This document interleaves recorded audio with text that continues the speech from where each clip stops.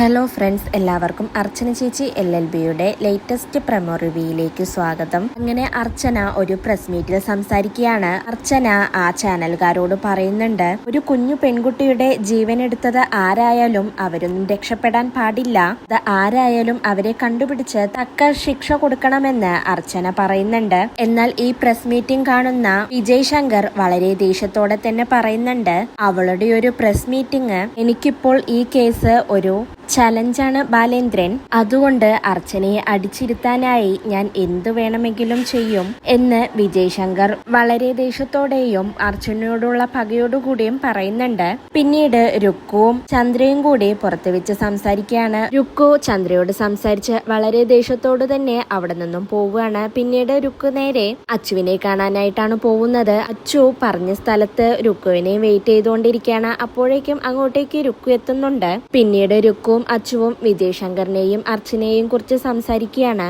അച്ചു രുക്കുവിനോട് പറയുന്നുണ്ട്, ന്യായത്തിന്റെയും നന്മയുടെയും ഭാഗത്ത് മാത്രമേ ആ പാവം നിന്നിട്ടുള്ളൂ, എന്റെ ചേച്ചി ഒരിക്കലും ചതിയോ വഞ്ചനയോ ചെയ്യില്ല എന്ന് അച്ചു രുക്കുവിനെ പറഞ്ഞു മനസ്സിലാക്കുന്നുണ്ട്. എന്നാൽ ഇതെല്ലാം കേട്ട് രുക്കു അച്ചുവിനോട് പറയുന്നുണ്ട്, അപ്പോ എന്റെ വലിയേട്ടന് ന്യായവും നന്മയൊന്നും ഇല്ലെന്നാണോ അച്ചു നീ പറഞ്ഞു വരുന്നത് എന്ന് പറഞ്ഞ് രുക്കു അച്ചുവിനോട് ദേഷ്യപ്പെട്ടുകൊണ്ട് അവിടെ നിന്നും പോവുകയാണ്. രുക്കു പോകുന്ന സമയത്ത് പിന്നിൽ നിന്നും രുക്കുവിനെ കുറെ വിളിക്കുന്നുണ്ട് അച്ചു. എന്നാൽ രുക്കു ദേഷ്യപ്പെട്ടുകൊണ്ട് ഒന്നും മിണ്ടാതെ പോവുകയാണ്. അതിനുശേഷം അർച്ചന ആ പോലീസുകാരനെ കാണാനായി പോകുന്നുണ്ട്. ആ പോലീസുകാരനും വിജയ് ശങ്കറിന്റെ ഭാഗത്ത് നിന്ന് അർച്ചനയെ ചതിച്ചുകൊണ്ടിരിക്കുകയാണ്.